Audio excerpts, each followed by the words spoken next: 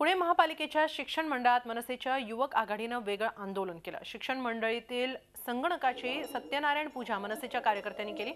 शिक्षण मंडळाने 3 वर्षांपूर्वी साधारण 2000 संगणकांची खरेदी केली।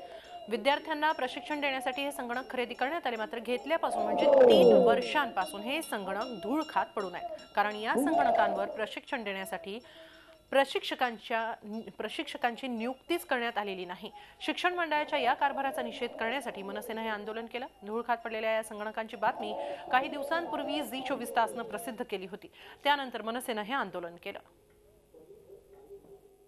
गेले 1.5 वर्षापासून हे कॉम्प्युटर लॅब बंद आहेत। पूर्ण अशी भंडार विभागाकडून माहिती मिळाल्यानंतर 1.5 वर्षाचा अहवाल या भंडार विभागाकडे शिक्षण मंडळाकडे नाहीये। त्यामुळे आपण यांना गेल्या 20 दिवसापूर्वी आम्ही अल्टिमेटम दिलं होतं, या 15 दिवसामध्ये तुम्ही हे शिक्षण मंडळाचे कॉम्प्युटर लॅब चालू करावं।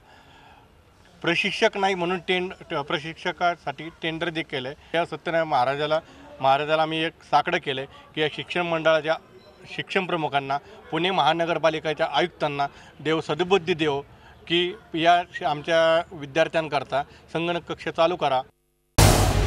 झी24 तास रहा एक पाऊल पुढे।